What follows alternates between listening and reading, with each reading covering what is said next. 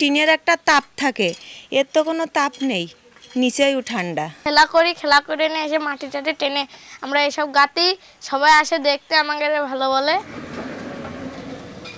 দিনে দিনে মানুষ যখন কংক্রিটের দালান বাসাবাড়িতে ঝুঁকছেন, সেখানে ঘাম ঝরিয়ে মাটি দিয়ে দিনে দিনে তৈরি হচ্ছে দৃষ্টিনন্দন এই দোতলা বাড়িটি।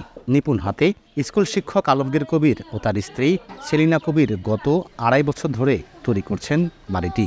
গ্রামের সুশীতল ছায়ায় মাটির বাড়ি। ঘরটিতে আছে সিঁড়ি, ছাদ, চালসহ বসার জন্য আরামদায়ক স্থান। মাটি দিয়ে তৈরি করায় তীব্র গরমেও ঘরের মধ্যে শীতল আবহাওয়া দেখলেই যেন জুড়িয়ে যায় মন। পেশায় শিক্ষক আলমগীর কবির দেশের বিভিন্ন স্থানে ঘুরে বেড়িয়েছেন। দেশের উত্তরবঙ্গে গিয়ে থেকেছেন মাটির ঘরে। পরিবেশের ভারসাম্য রক্ষা আর কংক্রিটের এই যুগে প্রকৃতিকে ভালোবেসে নিজের শিক্ষার্থীদের জন্য ঘর তৈরির উদ্যোগ নেন তিনি। স্থানীয় প্রকৌশলী হাসিবুল কবির ও আব্দুল নাইমের সহযোগিতায় শুরু করেন বাড়িটি নির্মাণের কাজ। টিনের একটা তাপ থাকে, এর তো কোনো তাপ নেই, নিচেও ঠান্ডা। এখন জন্ম সনদ দিয়ে খোলো বিকাশ স্টুডেন্ট অ্যাকাউন্ট। নিজের বিকাশ নিজে কর। খেলা করে নিয়ে এসে মাটি টাটি টেনে আমরা এসব গাতি, সবাই আসে দেখতে, আমাদের ভালো বলে। গ্রামের একটি পুকুর থেকে মাটি সংগ্রহ করে নেটে চেলে বিশেষ পদ্ধতিতে ব্লক আকারে তৈরি করা হয় দেয়াল। একটির পাশে একটি ব্লক দিয়ে নিচতলার কাজ শেষ করেন। 15 ইঞ্চি দেয়াল তৈরি করে তার উপর দিয়েছেন কাঠ ও বাঁশের ছাদ। দ্বিতীয় তলায় মাটির প্রলেপ দিয়ে উপরে দেয়া হয়েছে মাটি।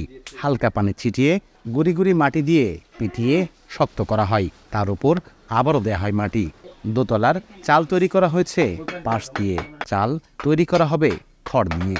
আরামদায়ক, দৃষ্টিনন্দন, শিক্ষণীয়, পরিবেশ বান্ধব এরকম যদি আমরা একটা পরিবেশ তৈরি করতে পারি, তাহলে এখানে ছাত্রছাত্রীরা আসবে, বসবে, শিখবে, জানবে, খেলবে, আনন্দ করবে। কেউ কিছু তৈরি করলেই, সৃষ্টি করলেই আমার আনন্দ লাগে। তা আমি আনন্দের জন্য করি, যে যদি কেউ এর সঙ্গে আরও কিছু আনন্দ পায় তাহলে আরও ভালো লাগলো, আনন্দ ভাগ করলে বাড়ে।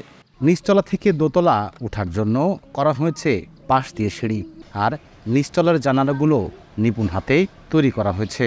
দোতলায় করা হয়েছে বারান্দা আর বসার জন্য আলাদা স্থান। দৃষ্টিনন্দন এই ঘর দেখতে অনেকে যেমন ছুটে আসেন, তেমনি সহযোগিতাও করে এলাকার শিশু থেকে শুরু করে সব শ্রেণীর মানুষ। আমরা যতটুকু সময় পাই আমরা দুইজন মিলেই কাজ করি এবং বাচ্চারা আমাদের ভালো সহযোগিতা করে। এখানকার পরিবেশ খুবই সুন্দর। ছাদের ঘরেও অনেক সময় এরকম সুন্দর আবহাওয়া হয় না। 2021 সালের নভেম্বর মাস থেকে শুরু করেছেন এই ঘর তৈরির কাজ। নিজের বাঁশ, মাটি ও শ্রম ছাড়াও এখন পর্যন্ত তার খরচ হয়েছে 1.5 লাখ টাকা।